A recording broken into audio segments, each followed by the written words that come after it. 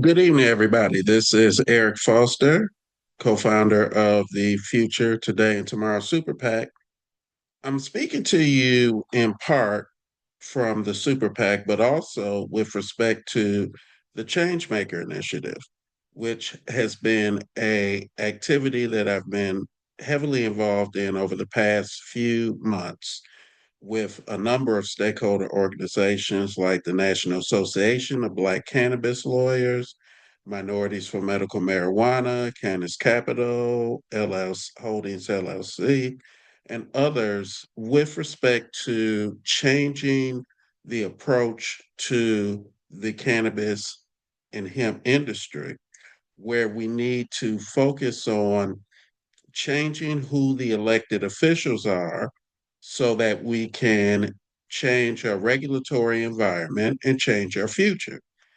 Ergo, what we've been doing over the past 20 years with respect to a mix of indiscriminate expenditures on lobbying with not a unified or focused approach, with state ballot campaign initiatives, either for or against or to prevent limitation of certain things, then also direct contributions to state and federal candidates, but not having a coordinated activity has left us in a position where the cannabis industry and the hemp industry are basically one tweet or truth social post from obliteration based on things that are happening at the federal government and also a regression of stuff happening at state governments.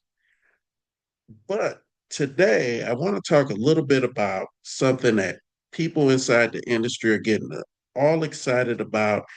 And I want to pump everybody's brakes because it's not what you think.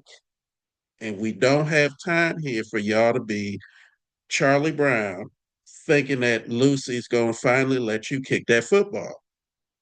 Look, I don't know if y'all watch Charlie Brown.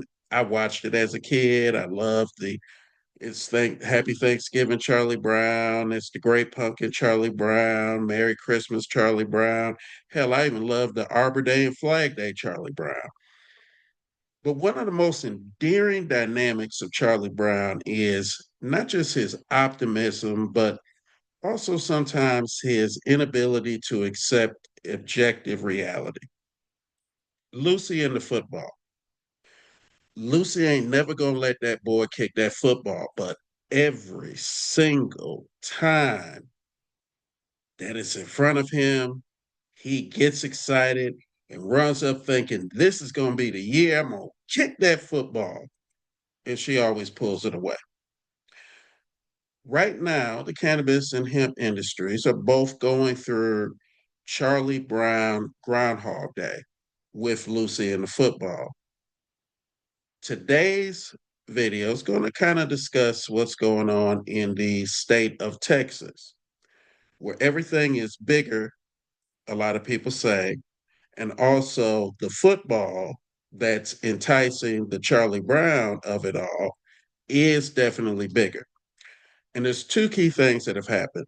First off, the Texas House and Senate passed HB 46.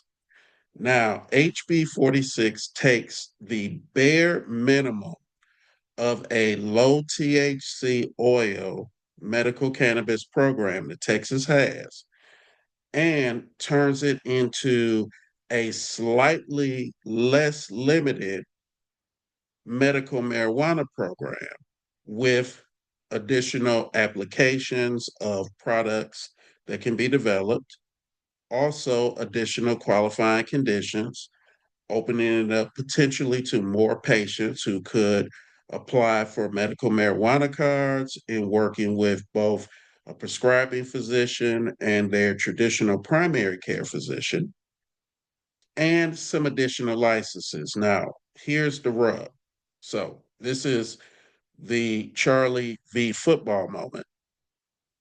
One of the problems with this particular piece of legislation that I just want to bring everybody else to so that you all have an understanding of what is going on.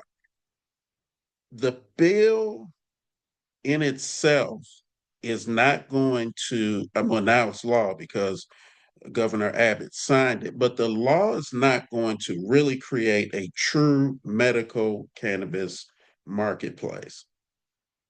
It just isn't.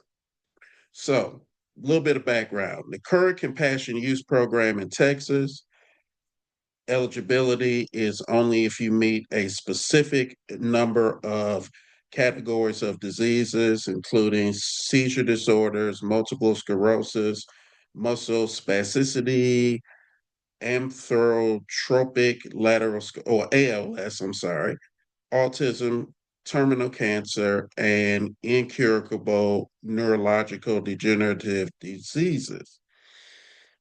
You could get your card if you were a Texas resident and if you were received a prescription from a registered compassionate care program physician. And then you could go to one of 3 dispensary locations throughout the state to buy your low THC oil cannabis. So less than 0%. Now, this bill, which a lot of people are running around thinking, ooh, this opens up new opportunities for us. It's not really that, because here's what happens. So, first, yes, more conditions are going to be opened up, including chronic pain, traumatic brain injuries, as well as additional terminal illnesses for patients in hospice and palliative care. They're going to open up now 12 additional vertically integrated licenses. Think of it like this. Remember in the old days with Ford, GM, and Chrysler, where they not only built the car, but they also owned the parts manufacturers, so all of their tier companies that did the parts that went up the supply chain to the final manufacturing facility. And they also managed in-house and owned all of the engineering and research and development companies that helped with the design and research and engineering to make sure that the product was safe and appealing and all of that. Now, right now, the automotive industry is very decentralized, where Ford, GM, Chrysler, Toyota, Honda, and other car companies, they don't control those other supply chain pieces. But in the cannabis industry, which I liken a lot to, depending on the state, either a integrated or decentralized automotive industry model. Texas is one of those centralized models, like back in the old days. So, cultivation, testing, product development and research, processing and manufacturing of aftermarket products. So, your edibles or other things that can be legally created in Texas. And then your retail is all currently handled through 3 licensees in integrated facilities. This now will open it up to 15, so 12 new licenses. But once again, it's a vertically integrated operation. So imagine your Ford, GM, and Chrysler. Y'all might not remember, but there used to be other American automotive companies before Tesla came in. There used to be American Motors Corporation. There used to be Studebaker. There used to be Tucker.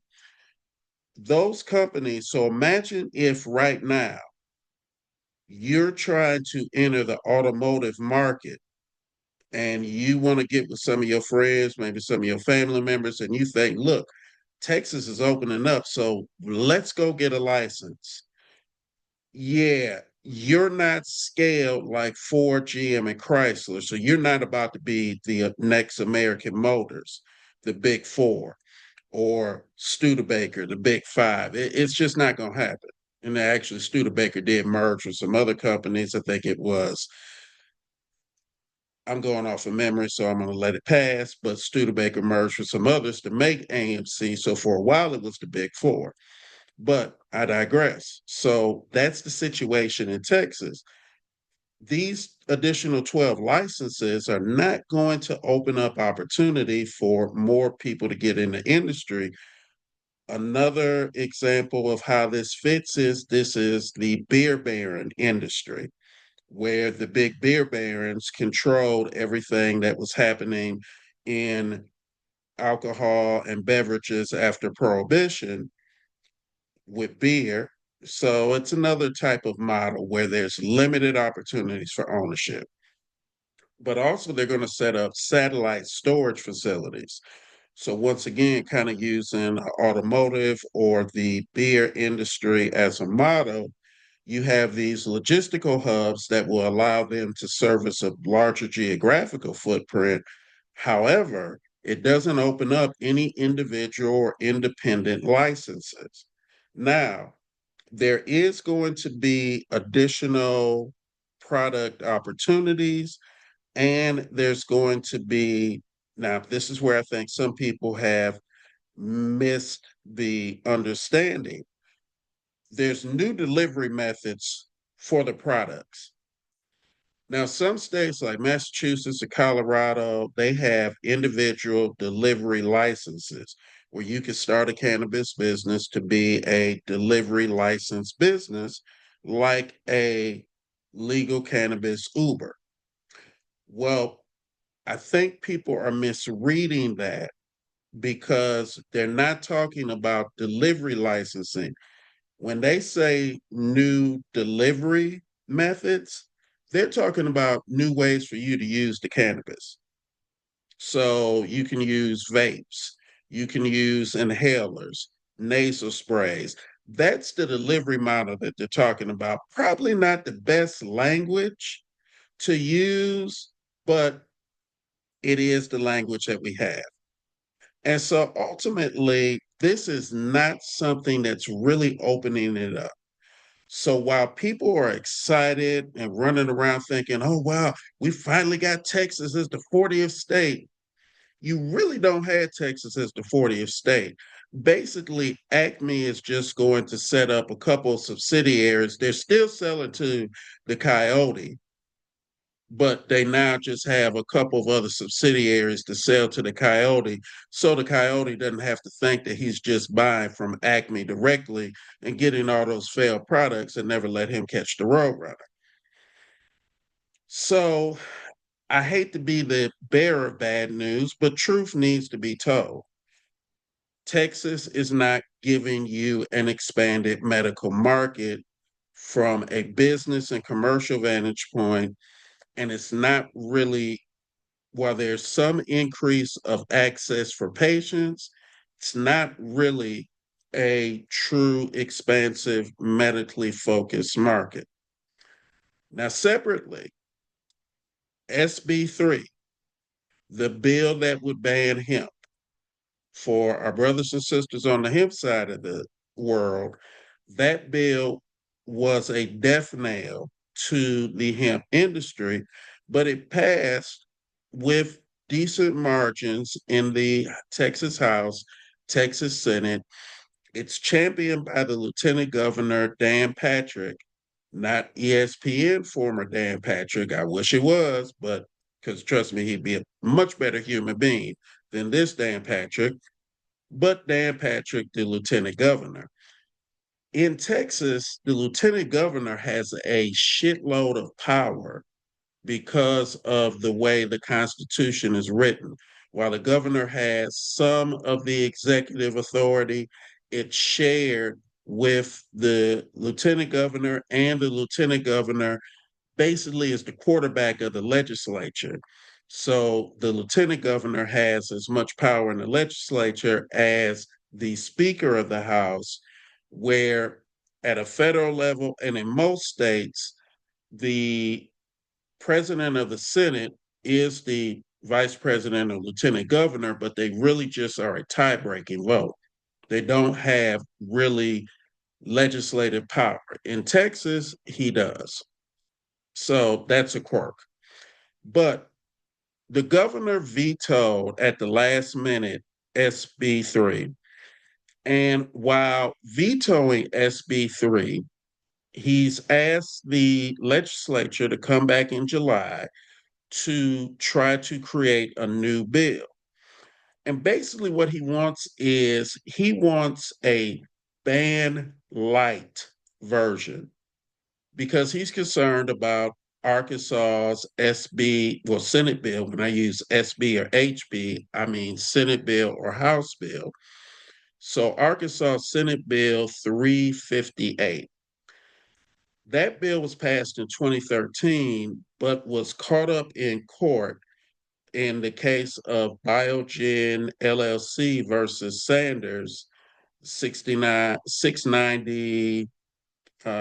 I'll get the other acronyms I can post because there'll be a companion article that goes along with this. But the law was rendered moot by the federal court because the way it was written, it went too far and it violated the supremacy clause, which federal law legalizing hemp products basically said that they were going too far. They were going beyond federal authority in Arkansas SB 358. So, in his 4-page veto message, because when legislation is passed by the legislative body, including Congress, and it's vetoed by the executive, they usually write a reason why. Most of the time, it gives detail and it hopefully gives prescription for additional actions that they would like the legislative body to do to try to either fix it or don't bring this back to my house. It's kind of like, boy, don't bring that girl back to my house again. I don't want to see her no more if you got kids and they're dating somebody you don't really like. So in this instance, that's not what's happening. In this instance, he's saying, you know, go clean her up and, get her, nice dress and get her hair done, a couple other things, and bring her back, and then we'll see what we can do. In a sense, he wants the bill back. He wants the intent of most of the provisions, but he wants to be able to meet the the legality test, the supremacy clause test that they failed in Arkansas. He wants to be able to ensure that Texas can meet that burden when it gets challenged in the judicial system. And basically, it's a preemption clause. So, supremacy clause, another way to look at it is preemption. And preemption is when you got too big for your britches and you have to stay in your lane. So, what he wants the legislature to do, and this is just some of the things that he wants in a revised bill in July of 2025 for them to work on. He wants to, of course, include prohibiting selling THC product to minors that's punishable by crime, prohibiting sales near schools, churches, parks, and areas filled by children. Yes. Any store selling to anyone must have a permit and be registered with the state, and there's penalties if you sell to anyone that's under the age of 21 or if you don't have a permit. The THC can't have any psychoactive properties, so it can't be mixed with alcohol, can't be mixed with tobacco, can't be mixed with kratom. It's got to be overly tested from beginning to end. So from the rooter to the tutor. So from when it starts off as a little baby plant all the way through to when it becomes a mature plant ready to go into plant college, I mean processing. to create the additional products that come from the CBD related products, among a number of other provisions, including felony offenses for false lab test or messing with the manifest for transportation or for labeling related issues, consumption in vehicles or open containers in vehicles. Ultimately, it's very similar to what was already in SB3. And so you would be taking a multi-billion-dollar industry and basically you are legislating it to death. So why are people excited? Because Greg Abbott vetoed it, which the legislature, I'm sure, is not happy. Dan Patrick, the lieutenant governor, damn sure ain't happy. So what's the problem? So the problem that we're facing is this in a nutshell. When they come back in July, you're going to get something that's very similar, maybe with some regulatory burdens that are lessened so that you don't run afoul of the preemption and supremacy clauses if challenged in court. The problem for the industry is if they can find and meet that threshold and they can survive legal challenge, the industry is going to be effectively neutered. It's going to have the life force taken out of it. It's going to be put in carbonite and shipped to Yoda on Tatooine, not Yoda, I'm sorry, shipped to Jabba the Hutt on Tatooine. That's not what the industry needs. The industry needs an opportunity to have a regulatory scheme that is structured, that has safety and health provided to it, but also still allows for it to grow and prosper.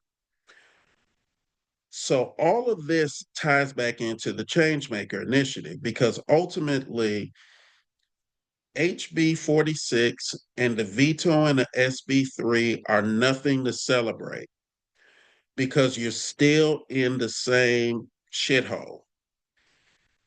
The industries need to work together and work with our initiative to start changing the lawmakers. We need to start firing members of the Texas House and Senate who supported SB3 and who pushed through the, for all intents and purposes, a weak, ineffective medical cannabis bill that's become law, but is really not an industry game changer. It's really just prohibition with weekend furlough. That's a good way of putting it. It's basically they're putting medical cannabis in the halfway house. So instead of it being able to get visitation in prison, now it's in the halfway house and it gets to go on work release, but it's still not free. It still doesn't have the same access and structure as other industries do. And it's not good for patients. It's not good for minority entrepreneurs who may want to go into this. It's not good for the supply chain because you're not going to open up new opportunities for vendors to be within the supply chain. This is basically bullshit. So, if you want to change what's happening, you've got to start changing the elected officials. 2026 is a good start to start targeting and working together through the initiative to start changing not only members in Congress so that you can start moving the needle there, but start changing members in the Texas legislature and start changing some of those MAGA controlled elected officials at the state level, like Ken Paxton and others. So you can start to actually create the conditions for a regulatory environment that gives real chance, real opportunity, and is inclusive and restorative in its economic approach and principles. That's what we're trying to do here at the Changemaker Initiative. If you're interested in joining or finding out how to be a part or helping, you can reach me at eric@futurepack.today or at the the future today and tomorrow slash changemaker. I'm sorry, it's a little late out here in the East Coast where I'm at posting this, but I'll have all of the links for you to get additional information, to find out ways to connect with us and join with us because we have to start changing this. This is not healthy. This is not a good relationship. This is a toxic relationship. All that the industry gave was, all that the state legislature gave was work release in a halfway house for cannabis and a parole, well, not even a parole, a release from custody with the possibility of rearresting the hemp industry. None of this is good.